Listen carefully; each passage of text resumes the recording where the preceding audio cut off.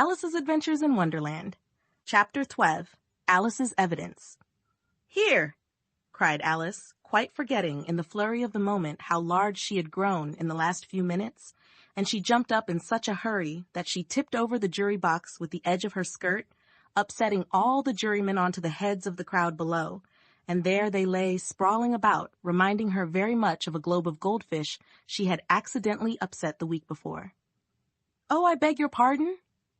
she exclaimed in a tone of great dismay, and began picking them up again as quickly as she could, for the accident of the goldfish kept running in her head, and she had a vague sort of idea that they must be collected at once and put back into the jury box, or they would die. "The trial cannot proceed," said the king in a very grave voice, "until all the jurymen are back in their proper places." "All," he repeated with great emphasis, looking hard at Alice as he said "do." Alice looked at the jury box, and saw that, in her haste, she had put the lizard in head downwards, and the poor little thing was waving its tail about in a melancholy way, being quite unable to move. She soon got it out again, and put it right. "Not that it signifies much," she said to herself. "I should think it would be quite as much use in the trial one way up as the other." As soon as the jury had a little recovered from the shock of being upset, and their slates and pencils had been found and handed back to them, they set to work very diligently to write out a history of the accident, all except the lizard, who seemed too much overcome to do anything but sit with its mouth open, gazing up into the roof of the court. "What do you know about this business?" the king said to Alice. "Nothing," said Alice. "Nothing whatever?" persisted the king. "Nothing whatever," said Alice. "That's very important," the king said, turning to the jury. They were just beginning to write this down on their slates when the White Rabbit interrupted. "Unimportant, your majesty means, of course," he said in a very respectful tone, but frowning and making faces at him as he spoke. "Unimportant, of course, I meant," the king hastily said, and went on to himself in an undertone. "Important, unimportant, unimportant, important," as if he were trying which word sounded best. Some of the jury wrote it down important, and some unimportant. Alice could see this, as she was near enough to look over their slates, but it doesn't matter a bit, she thought to herself. At this moment the king, who had been for some time busily writing in his notebook, cackled out "Silence," and read out from his book, Rule 42, all persons more than a mile high to leave the court. Everybody looked at Alice. "I'm not a mile high," said Alice. "You are," said the king. "Nearly 2 miles high," added the queen. "Well, I shan't go at any rate," said Alice. "Besides, that's not a regular rule. You invented it just now." "It's the oldest rule in the book," said the king. "Then it ought to be number 1, said Alice. The king turned pale and shut his notebook hastily. "Consider your verdict," he said to the jury in a low, trembling voice. "There's more evidence to come yet, please your majesty," said the White Rabbit, jumping up in a great hurry. "This paper has just been picked up." "What's in it?" said the queen. "I haven't opened it yet," said the White Rabbit, "but it seems to be a letter written by the prisoner to somebody."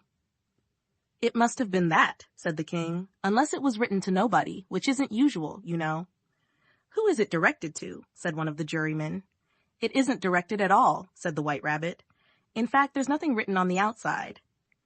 He unfolded the paper as he spoke, and added, "It isn't a letter, after all. It's a set of verses."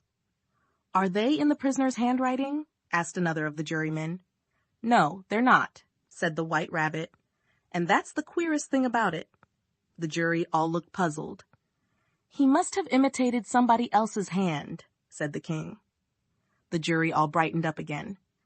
"Please your majesty," said the knave, "I didn't write it, and they can't prove I did. There's no name signed at the end." "If you didn't sign it," said the king, "that only makes the matter worse. You must have meant some mischief, or else you'd have signed your name like an honest man." There was a general clapping of hands at this. It was the first really clever thing the king had said that day. "That proves his guilt," said the queen. "It proves nothing of the sort," said Alice. "Why, you don't even know what they're about." "Read them," said the king. The White Rabbit put on his spectacles. "Where shall I begin, please your majesty?" he asked. "Begin at the beginning," the king said gravely, "and go on till you come to the end. Then stop." These were the verses the White Rabbit read. They told me you had been to her, and mentioned me to him. She gave me a good character, but said I could not swim. He sent them word I had not gone. We know it to be true. If she should push the matter on, what would become of you? I gave her 1, they gave him 2. You gave us 3 or more. They all returned from him to you, though they were mine before. If I or she should chance to be involved in this affair, he trusts to you to set them free, exactly as we were. My notion was that you had been, before she had this fit, an obstacle that came between him and ourselves, and it. Don't let him know she liked them best, for this must ever be a secret, kept from all the rest, between yourself and me. That's the most important piece of evidence we've heard yet, said the king, rubbing his hands. So now let the jury. If any one of them can explain it, said Alice. She had grown so large in the last few minutes that she wasn't a bit afraid of interrupting him. I'll give him 6pence. I don't believe there's an atom of meaning in it. The jury all wrote down on their slates, she doesn't believe there's an atom of meaning in it. Tut, but none of them attempted to explain the paper. If there's no meaning in it, said the king, that saves a world of trouble, you know, as we needn't try to find any. And yet I don't know, he went on, spreading out the verses on his knee and looking at them with one eye. I seem to see some meaning in them, after all. Said I could not swim. You can't swim, can you? He added, turning to the knave. The knave shook his head sadly. Do I look like it? He said, which he certainly did not, being made entirely of cardboard. All right, so far, said the king, and he went on muttering over the verses to himself. We know it to be true. That's the jury, of course. I gave her 1, they gave him 2. Why? That must be what he did with the tarts, you know. But it goes on. They all returned from him to you, said Alice. Why? There they are, said the king triumphantly, pointing to the tarts on the table. Nothing can be clearer than that. Then again, before she had this fit, you never had fits, my dear, I think, he said to the queen. Never, said the queen furiously, throwing an inkstand at the lizard as she spoke. The unfortunate little Bill had left off writing on his slate with one finger, as he found it made no mark, but he now hastily began again, using the ink that was trickling down his face as long as it lasted. Then the words don't fit you, said the king, looking round the court with a smile. There was a dead silence. It's a pun, the king added in an offended tone, and everybody laughed. Let the jury consider their verdict, the king said for about the 20th time that day. No, no, said the queen. Sentence first, verdict afterwards. Stuff and nonsense, said Alice loudly. The idea of having the sentence first. Hold your tongue, said the queen, turning purple. I won't, said Alice. Off with her head, the queen shouted at the top of her voice. Nobody moved. Who cares for you, said Alice. She had grown to her full size by this time. You're nothing but a pack of cards. At this, the whole pack rose up into the air and came flying down upon her. She gave a little scream, half of fright and half of anger, and tried to beat them off, and found herself lying on the bank, with her head in the lap of her sister, who was gently brushing away some dead leaves that had fluttered down from the trees upon her face. Wake up, Alice, dear, said her sister. Why, what a long sleep you've had. Oh, I've had such a curious dream, said Alice, and she told her sister, as well as she could remember them, all these strange adventures of hers that you have just been reading about. And when she had finished, her sister kissed her and said, It was a curious dream, dear, certainly. But now run into your tea. It's getting late. So Alice got up and ran off, thinking while she ran, as well she might, what a wonderful dream it had been. But her sister sat still just as she left her, leaning her head on her hand, watching the setting sun, and thinking of little Alice and all her wonderful adventures, till she too began dreaming after a fashion, and this was her dream.